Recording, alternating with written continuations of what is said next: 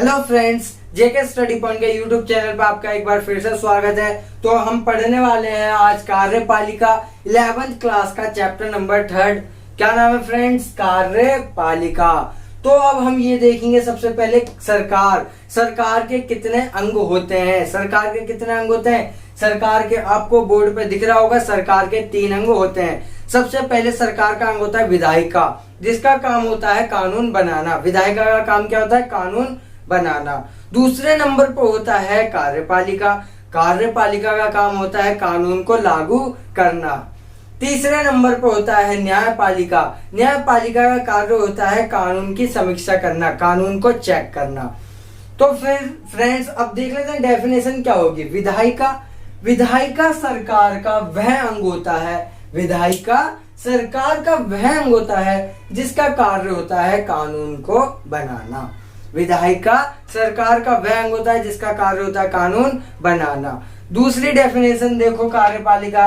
कार्यपालिका सरकार का वह अंग होता है जिसका कार्य होता है कानून को लागू करना। सरकार का क्या है? वह अंग जिसका कार्य कानून को लागू करना क्या कहलाता है? कार्यपालिका। न्यायपालिका की भी डेफिनेशन सेम है। न्यायपालिका सरकार का वह अंग होता है जिसका कार्य होता है कानून की समीक्षा करना, उसे हम क्या बोलते हैं? न्यायपालिका।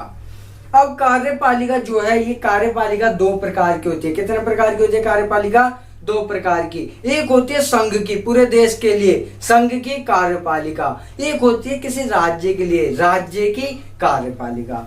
जो संघ की कार्यपालिका होती है उसमें हम क्या क्या पढ़ते हैं? उसमें हम सबसे पहले पढ़ते हैं राष्ट्रपति के बारे में, फिर उपराष्ट्रपति के बारे में, फिर हम पढ़ेंगे इसके बाद न्यायाधीश, हाईकोर्ट, ये नहीं, राष्ट्रपति हो गया, उपराष्ट्रपति, महान्यायवादी, कैग के बारे में, इसके बारे में, कैग के बारे में, ये हम पढ़ेंगे। और फिर अब हम देखेंगे राज्य की कार्यपालिका।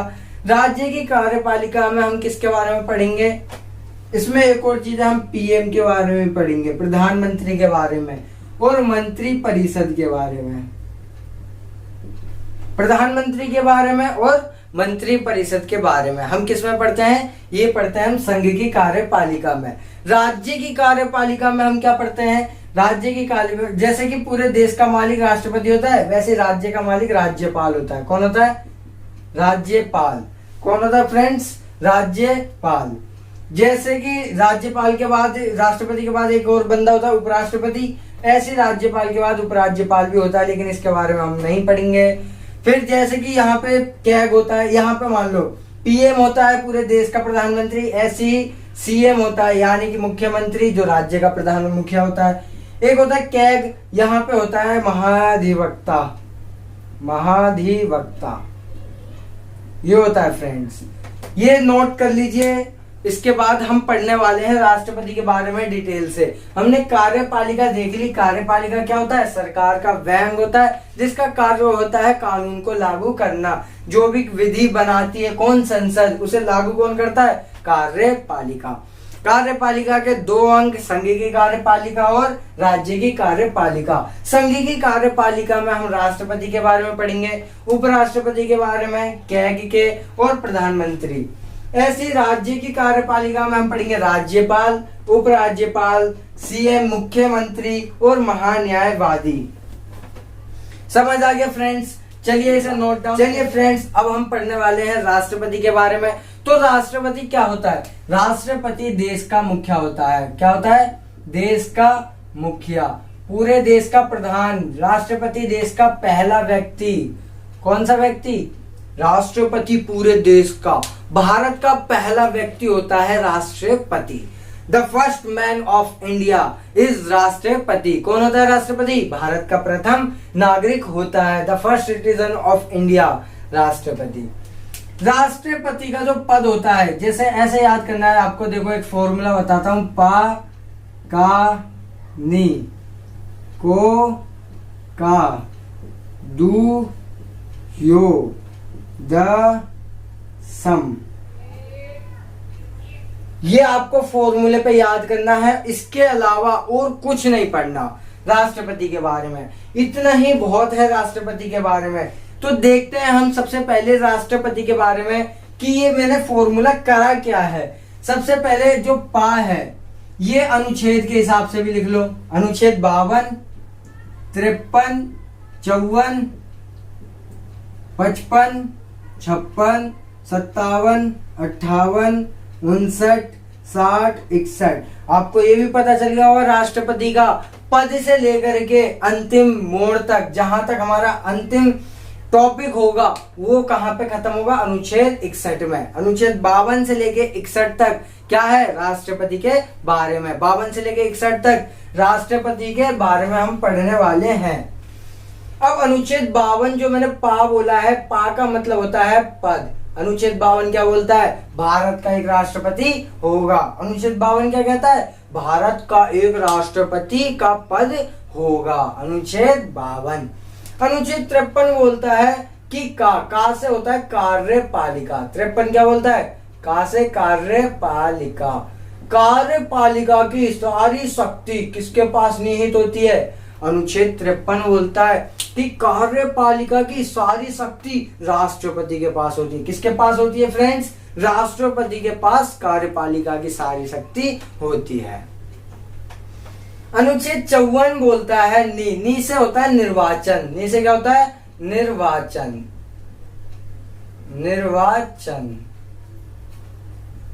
निर्वाचन राष्ट्रपति का निर्वाचन किस पद्धति के तहत होता है और राष्ट्रपति के निर्वाचन में कौन कौन भागीदार होता है और कौन कौन नहीं होता, ये क्वेश्चन में जरूर आता है। इसे नोट इंपॉर्टेंट कर लीजिए, IMP लिख लो। ये क्वेश्चन में जरूर आता है, राष्ट्रपति का निर्वाचन किस पद्धति के तहत होता है या निर्वाचन की प्रणाली क्या है। जो राष्ट्रपति का निर्वाचन होता है अनुच्छेद 54 के तहत होता है। किस अनुच्छेद के तहत, अनुच्छेद 54 के तहत राष्ट्रपति का निर्वाचन होता है। राष्ट्रपति के निर्वाचन में कौन सम्मिलित होगा, कौन उसे वोट देगा और कौन नहीं होगा। कौन सम्मिलित होगा राष्ट्रपति के निर्वाचन में, एक तो लोकसभा और राज्यसभा। लोकसभा और राज्यसभा। लोकसभा में 545 सदस्य होते हैं, उनमें से जो निर्वाचित होगा वही वोट देगा, निर्वाचित सदस्य। और जो राज्यसभा में निर्वाचित होगा वही वोट देगा, 545 वाला। और एक होता है विधानसभा, इसके भी निर्वाचित सदस्य देंगे।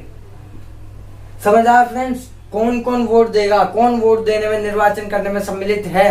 राष्ट्रपति के चुनाव में कौन चुनाव दे सकता है, तो लोकसभा के निर्वाचित सदस्य, राज्यसभा के निर्वाचित सदस्य और विधानसभा के निर्वाचित सदस्य, ये सब क्या कर सकते हैं, वोट दे सकते हैं राष्ट्रपति के निर्वाचन में। दूसरा कौन नहीं देगा, तो लोकसभा के मनोनीत, दो जो मनोनीत करते हैं एंग्लो इंडियन, और राज्यसभा के मनोनीत जो 12 मनोनीत करते हैं राष्ट्रपति, 12 करते हैं, वो नहीं दे सकते। विधानसभा में मनोनीत ये भी नहीं कर सकते और विधान परिषद नहीं कर सकती, विधान परिषद नहीं कर सकती, वोट नहीं दे सकती। विधान परिषद क्या नहीं दे सकती, वोट नहीं देती। क्यों नहीं देती विधान परिषद, क्योंकि विधान परिषद कुछ ही राज्यों में है और कुछ ही राज्यों के वोट लेंगे, फिर बाकी के राज्य का क्या होगा, तो ऐसे समस्या पैदा हो जाती है। इसलिए विधान जो परिषद होती है वो वोट नहीं डालती। समझ आ गया फ्रेंड्स। और अब हम देखने वाले हैं अनुच्छेद 55 में कोटा फिक्स है, मतलब किसी कितना वोट होगा जो अब जीतेगा, ये नहीं आएगा, कोई दिक्कत नहीं, इसे मत पढ़ना। जो आएगा मैन है राष्ट्रपति का कार्यकाल। क्या मैन है, कार्यकाल। इसे और बता देता हूँ, आज मैं सिर्फ राष्ट्रपति का कंप्लीट करवाने वाला हूँ, वीडियो ज्यादा लंबी ना हो जाए इसलिए। तो राष्ट्रपति का जो कार्यकाल है अनुच्छेद 56, किस अनुच्छेद में, अनुच्छेद 56 में है राष्ट्रपति का कार्यकाल। राष्ट्रपति का कार्यकाल अनुच्छेद 56। राष्ट्रपति का कार्यकाल होता है 5 वर्ष से। कब वो बैठेगा, जब शपथ ले लेगा। शपथ ग्रहण करने से लेकर के 5 वर्ष तक राष्ट्रपति का कार्यकाल होता है। राष्ट्रपति का कार्यकाल कब से कब तक, शपथ ग्रहण करने के 5 साल तक राष्ट्रपति का कार्यकाल होता है। अब जो राष्ट्रपति होता है वो अपने कार्यकाल से पहले त्यागपत्र देकर, उपराष्ट्रपति को त्यागपत्र देकर अपने पद की मुक्ति पा सकता है, पद से हट सकता है। क्या करके, त्याग पत्र देगी। किसको? उपराष्ट्रपति को। किसको त्याग पत्र देगा? उपराष्ट्रपति। राष्ट्रपति त्याग पत्र किसे देगा? उपराष्ट्रपति को। ये हट सकता है, नहीं तो महाभियोग प्रक्रिया द्वारा उसे हटाया जा सकता है। महाभियोग प्रक्रिया द्वारा क्या किया जा सकता है? उसे हटाया जा सकता है। ये समझ गए फ्रेंड्स। और अब जब वो हट रहा है, जब उसने त्याग पत्र दे दिया या उसकी आकस्मिक मृत्यु हो गई, मर गया, तो उसके बाद पद पे कौन बैठेगा? कौन बैठेगा? उपराष्ट्रपति। कौन बैठेगा? उपराष्ट्रपति। राष्ट्रपति के पद के मृत्यु के बाद, राष्ट्रपति की मृत्यु के बाद उसके पद पे कौन बैठेगा? उपराष्ट्रपति। और जब उपराष्ट्रपति मर गया मान लो, तो कौन बैठेगा? तो सर्वोच्च न्यायालय का न्यायाधीश। कौन बैठेगा? सर्वोच्च न्यायालय का न्यायाधीश बैठेगा। और मान लो सब महाभियोग प्रक्रिया लगा रहे हैं हम। महाभियोग प्रक्रिया पढ़ेंगे हम अनुच्छेद 61 में, वैसे डिटेल में। महाभियोग प्रक्रिया हम लगा रहे हैं तो वो अपने पद पर जब तक बना रहेगा जब तक दूसरा राष्ट्रपति निर्वाचित ना होकर आए। समझ गए फ्रेंड्स? ये थी अनुच्छेद 56 की कार्यकाल। तो आज की वीडियो यहीं तक है। थोड़ी और वीडियो देखेंगे अगली वीडियो में, थोड़ा और टॉपिक पढ़ लेंगे हम अगली वीडियो में, क्योंकि ये वीडियो ज़्यादा लंबी हो गई है और मेरे पास इतना नेट नहीं रहता जो सारी वीडियो अपलोड कर सकूं। इसलिए फ्रेंड्स आज की वीडियो यहीं रोक दी जाती है।